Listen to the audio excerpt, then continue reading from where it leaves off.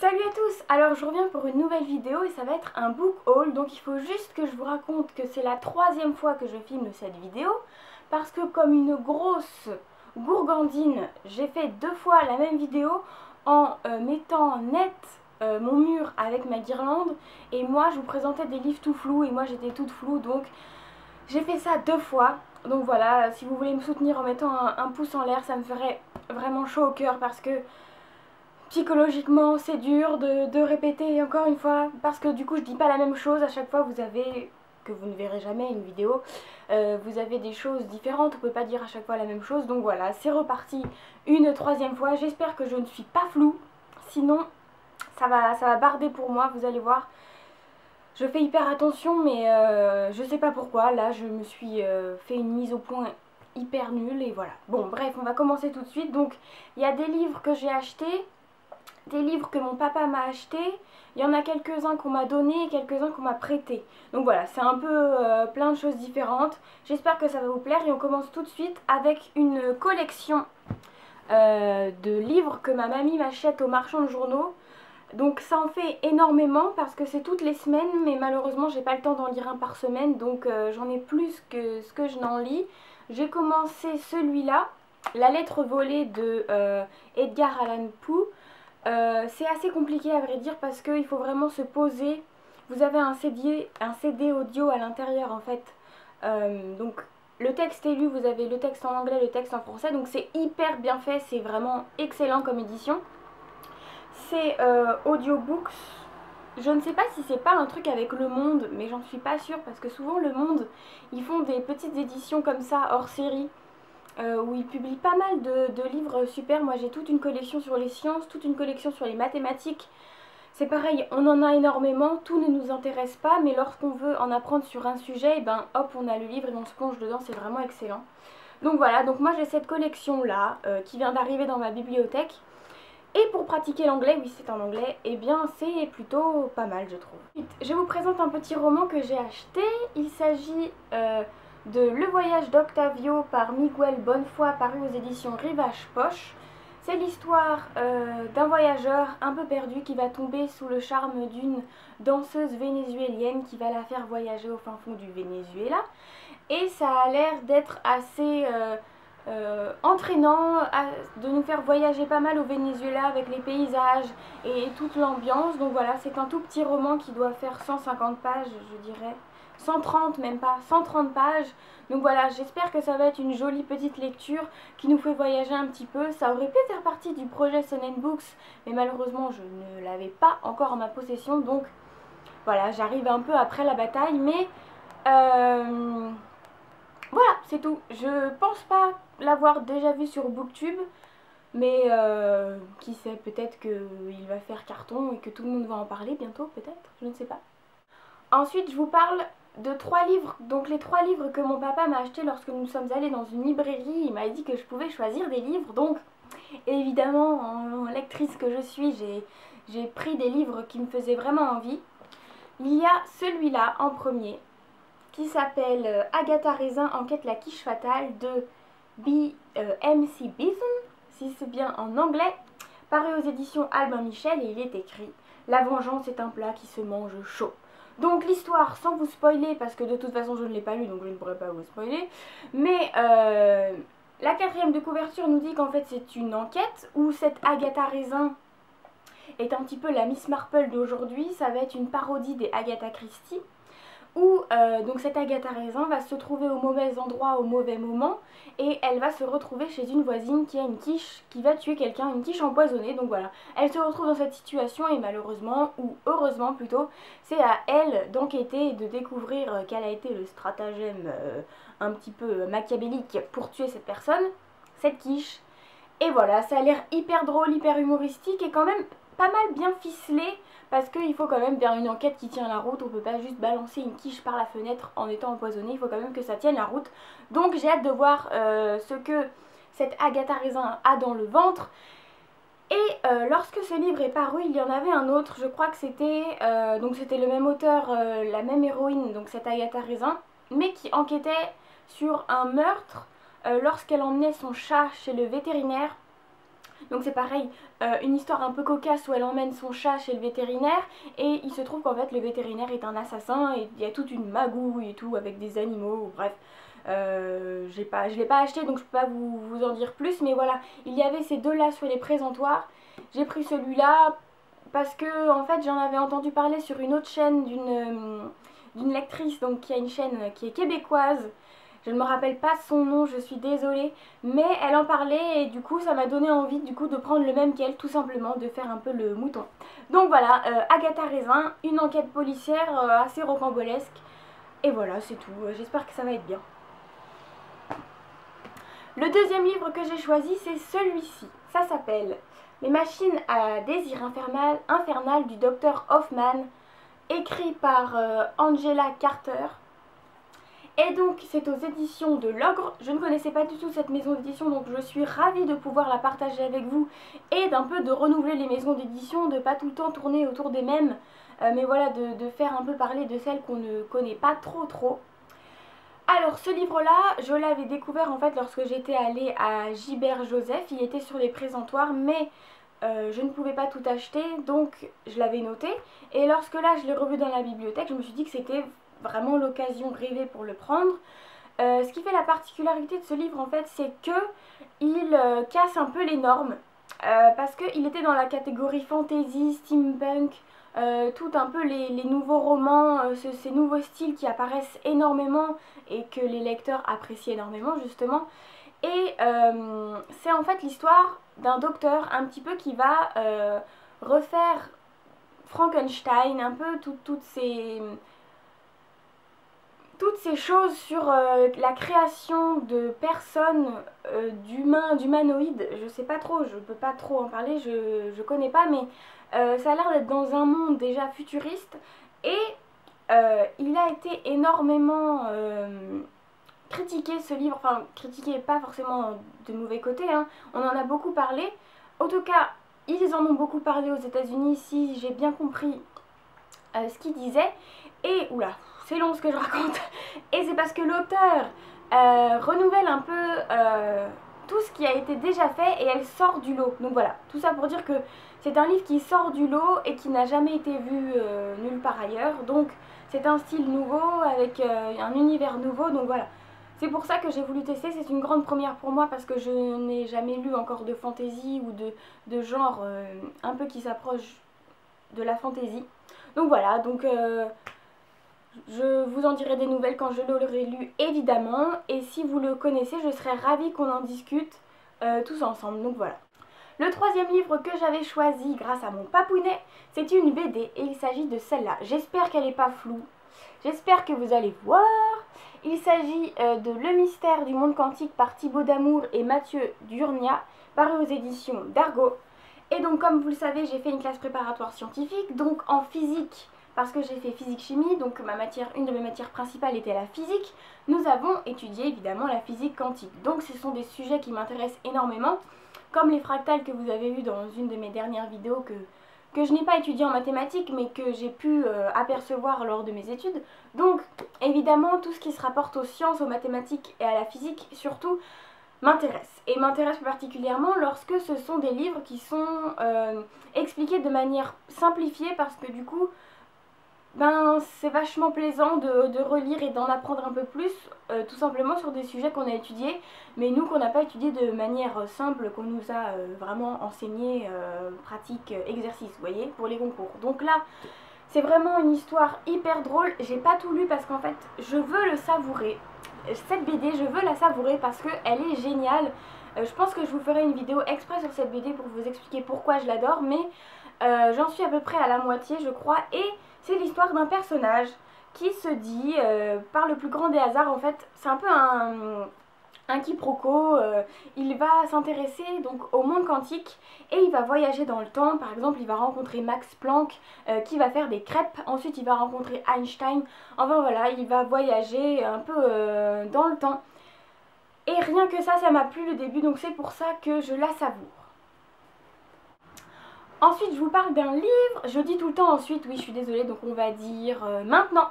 Maintenant, je vous parle d'un livre qui est celui-ci. qui est Le nuage d'obsidienne de Eric McCormack, paru aux éditions, je crois que c'est Christian Bourgeois, éditeur, voilà.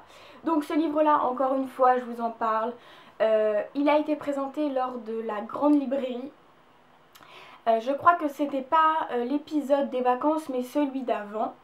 Et donc mon papa l'a acheté parce qu'il a été complètement fasciné par tout ce qu'on en a dit durant l'émission. C'est l'histoire en fait d'un homme qui va découvrir un manuscrit, donc il va retrouver un manuscrit. Et ce manuscrit va être très mystérieux. Déjà le titre va être à moitié effacé, donc il ne pourra pas savoir de quoi il s'agit. Et ça va être toute cette quête autour de ce manuscrit, toute cette enquête autour de ce manuscrit. Et puis vous voyez déjà la couverture, ça donne un peu l'ambiance du livre avec cette bibliothèque assez fabuleuse. Mais voilà, j'ai vraiment hâte d'en savoir un peu plus sur ce nuage d'obsidienne. Alors ensuite je vais finir par les livres neufs, les livres qu'on a achetés. Et le dernier c'est celui-ci. C'est Architecte de Jean-Paul Viguier, paru aux éditions Odile Jacob, que j'ai acheté en fait lorsque j'ai visité le pont du Gard. Et donc Jean-Paul Viguier est un architecte que je ne connais pas, et donc du coup c'est pour ça que j'ai envie d'en savoir plus sur lui.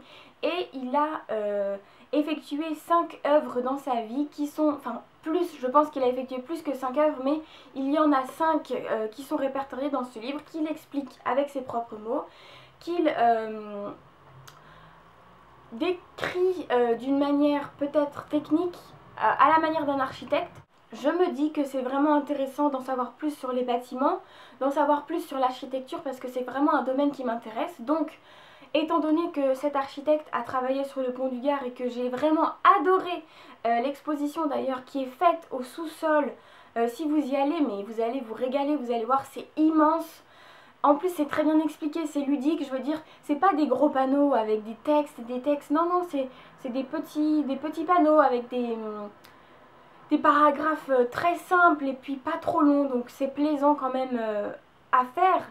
Et donc bon bref, tout ça pour dire que j'avais envie d'en savoir plus sur le pont du Gard et que j'ai découvert ce livre là par hasard là-bas, donc je me suis dit que c'était l'occasion d'en savoir plus, tout simplement.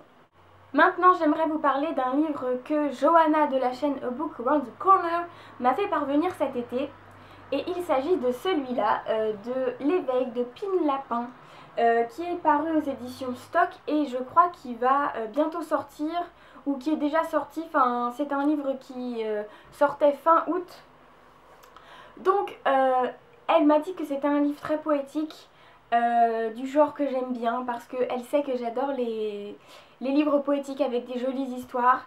Et donc cette histoire-là, ça va être l'histoire d'une fille qui est au Vietnam, je crois. Je n'ai pas trop voulu en savoir plus parce qu'elle l'a lu, je ne pense pas qu'elle l'ait déjà présenté, je ne sais pas en fait. Mais en tout cas, si elle ne l'a pas présenté, elle va vous le présenter bientôt parce que du coup, elle l'a fait en avant-première pour que vous puissiez la voir avant la parution. Je fais entièrement confiance à Johanna dans le choix des lectures qu'elle me conseille. Donc je prendrai le temps de le lire évidemment. Je serai peut-être un peu en retard, c'est inévitable par rapport à la date de sortie. Mais bon voilà, je vais le lire dans les mois qui viennent et je vous en reparlerai très vite.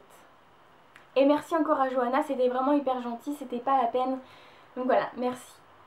Ensuite, celui-là, il s'agit de Le Zaïre de Paulo Coelho, paru aux éditions Flammarion. Donc ça, c'est un livre que j'ai eu grâce au site Trockzone, donc grâce auquel j'ai réussi à récolter des points en envoyant des DVD. Donc en fait, le principe, c'est que vous avez une liste de tous les DVD, les livres et les CD que vous avez. Vous les envoyez, ça vous fait une cagnotte de points. Et avec ces points, vous pouvez recevoir des livres. Donc en fait, c'est un échange gratuit. Vous envoyez des livres, vous payez les frais de port et lorsque vous recevez, du coup, vous recevez des livres gratuitement. Donc en fait, vous achetez vos livres au prix du frais de port. Donc c'est vraiment hyper avantageux. Par exemple, celui-là, c'est un grand format qui vaut normalement 17,50 €. Je sais pas, peut-être qu'il vaut 3 points. 3 points, je sais pas, c'est un livre comme ça.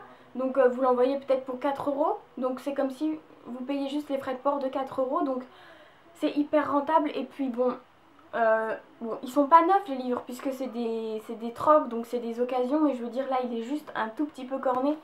Enfin, c'est le jeu aussi de pas savoir le livre qu'on va avoir, de récolter récupérer, je veux dire, un livre qui a vécu, un livre que des personnes ont utilisé. Donc voilà, c'est ça aussi ce qui est plaisant et en même temps, bon, on peut être un peu déçu parce qu'il est corné, mais bon, voilà. Troc Zone, allez faire un tour si vous voulez en savoir plus, c'est pas mal du tout, c'est très bien fait. Et puis, bah voilà, vous vous débarrassez de trucs que vous ne voulez plus, vous en récupérez de choses que vous avez envie, donc pas mal du tout comme principe. Ce livre-là, c'est l'histoire d'un écrivain célèbre qui va perdre sa femme. Sa femme ne va pas décéder, mais elle va vraiment se perdre. Je veux dire que elle va disparaître du jour au lendemain et il va la chercher. Et en cherchant sa femme, ça va être toute la quête de la personnalité, toute la question sur le bonheur, comment être heureux. Il va y avoir aussi des questionnements sur l'amour, sur la vie, les pèlerinages. Enfin voilà, c'est tout un peu l'ambiance que peut avoir Paulo Coelho dans ses livres. Il va être aussi un petit peu autobiographique apparemment celui-là, donc il me faisait énormément envie, j'avais envie d'en lire plus sur Paulo Coelho, donc ça va être l'occasion, bien évidemment, de le lire tranquillement et d'en savoir plus parce que ça me plaît tout simplement. Ensuite, je voudrais remercier ma mamie qui m'a prêté ces deux livres-ci. Le premier, c'est 2084, La fin du monde de Boualem Sansal, qui est paru aux éditions Gallimard. Donc ça, Boualem Sansal, j'en ai entendu parler de cet auteur, mais je n'en sais pas trop. Il faudra que je me renseigne plus sur lui. Et ça va être une histoire qui va se passer au Moyen-Orient. Alors, je vais vous lire la 4e de couverture pour que ce soit plus simple pour vous. L'Abystan, immense empire, tire son nom du prophète Abi, délégué de Yola sur terre. Son système est fondé sur l'amnésie et la soumission au Dieu unique. Toute pensée personnelle est bannie. Un système de surveillance omniprésent permet de connaître les idées et les actes déviants. Officiellement, le peuple unanime vit dans le bonheur de la foi sans question. Le personnage central, Ali, met en doute les certitudes imposées. Il se lance dans une enquête sur l'existence d'un peuple de renégats qui vit dans les ghettos sans le recours de la religion. Boualem Sansal s'est imposé comme une des voix majeures de la littérature contemporaine, au fil d'un récit débridé, plein d'innocence goguenarde, d'inventions cocasses ou inquiétantes. Il s'inscrit dans la filiation d'Orwell pour brocarder les dérives et l'hypocrisie du radicalisme religieux qui menace les démocraties. Donc on ne peut pas être plus dans l'actualité que ça. J'ai très envie d'en découvrir énormément sur Boualem Sansal. Une lecture qui change de mon cercle de livres habituels, 2084. Le deuxième livre qu'elle m'a prêté, c'est celui-ci, de Paulo Coelho. C'est le manuscrit retrouvé, paru aux éditions Flammarion. Donc là, c'est en 1099, où ça va se passer à Jérusalem.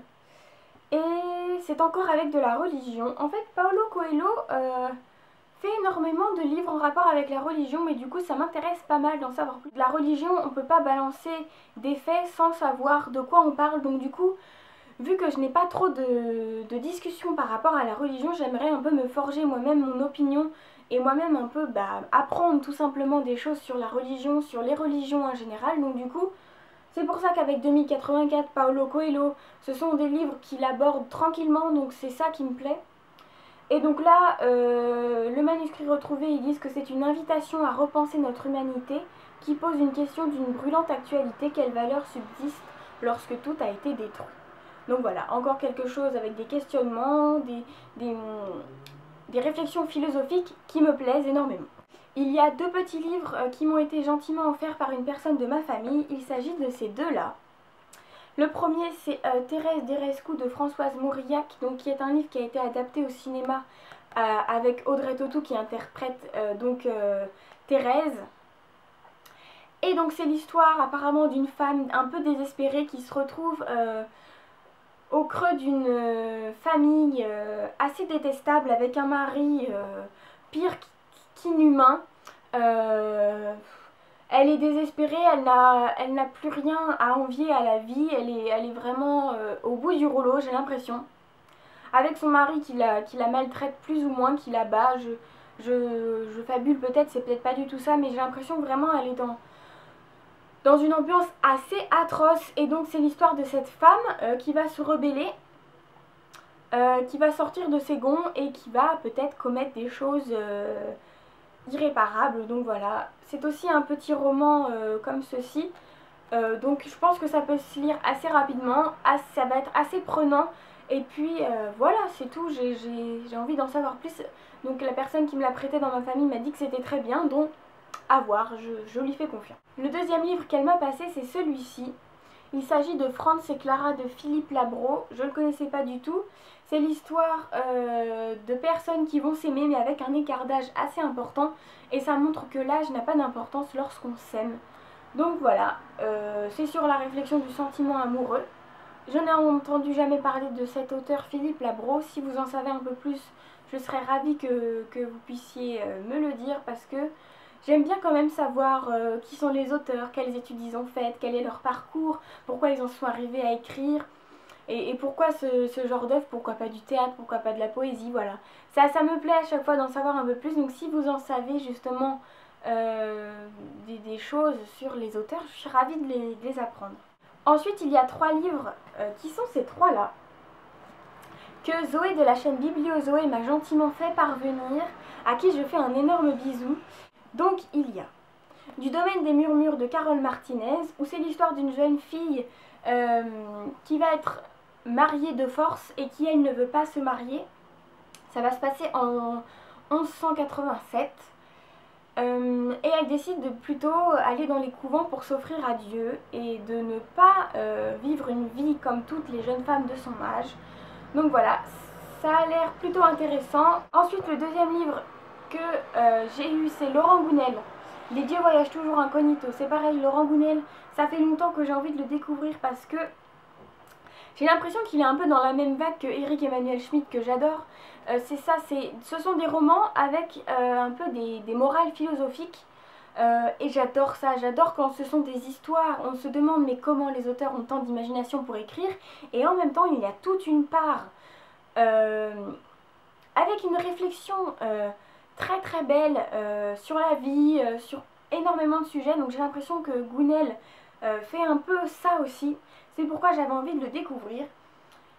Et voilà, les dieux voyagent toujours incognito, c'est imaginez vous êtes au bord du précipice. À l'instant fatidique, un homme vous sauve la vie. En échange, votre engagement à faire tout ce qu'il vous demandera.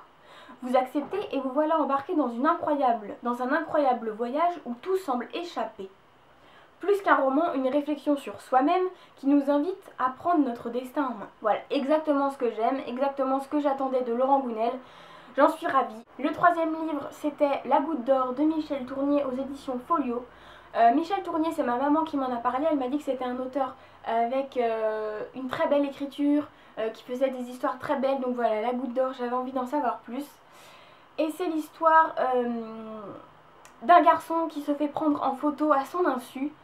Et ça a l'air aussi d'être un peu une enquête, plutôt une quête de l'image, que représente l'image dans notre société. Et donc voilà, Michel Tournier, je pense qu'il arrive très bien à refléter et à faire passer son message. Donc c'est avec grand plaisir que je vais me plonger dans La Goutte d'Or. Et ben voilà, j'espère que ça va être net cette fois. Je crois que je suis arrivée à bout de tous mes livres. Je regarde autour de moi, mais normalement c'est bon, j'ai tout mis, vous avez... Donc j'ai été ravie de retourner une troisième fois cette vidéo. C'était pas du tout une peine, c'est juste que pour le moral, c'est lourd. On se dit qu'on répète encore une fois la même chose, mais c'est toujours différent. En fait, on répète jamais la même chose, mais voilà. Je suis hyper contente de vous avoir présenté mes derniers achats, mes dernières réceptions. J'ai créé une page Facebook, donc au même nom, à Fleur des Mots. Si vous voulez m'y rejoindre, je serais ravie. Pour l'instant, c'est un peu en création, c'est-à-dire que j'ai pas forcément le réflexe de mettre les liens, mais ça va venir avec l'habitude. J'ai aussi un blog, donc je sais pas si vous l'avez vu dans la barre d'infos, mais je mets toujours l'adresse. Donc c'est un blog que j'avais créé avant de faire ma chaîne YouTube. Au début, je voulais plutôt me lancer dans un blog. Au début, je ne savais pas trop sur quel sujet parler. Donc je parlais un petit peu des choses que j'aimais tout simplement. Et puis j'ai bifurqué sur la lecture. Mais ça ne m'empêchera pas de revenir aux choses que j'aime. Si par exemple je vais voir un film qui me plaît énormément, eh bien je pourrais vous en parler. Donc ça aussi, ça va être une habitude à reprendre que j'espère reprendre. J'espère que j'aurai le temps de reprendre les articles, même si je vous fais pas des articles énormes, mais que ce soit quand même assez régulier, parce que je sais que moi personnellement j'aime quand les gens font des choses régulièrement, donc il va de soi qu'il faut que je fasse la même chose pour vous, pour mes amis. Donc voilà, c'est tout simplement ça. Et puis voilà, je crois que j'ai tout dit. Je vous fais d'énormes bisous et je vous dis à la prochaine vidéo. Salut!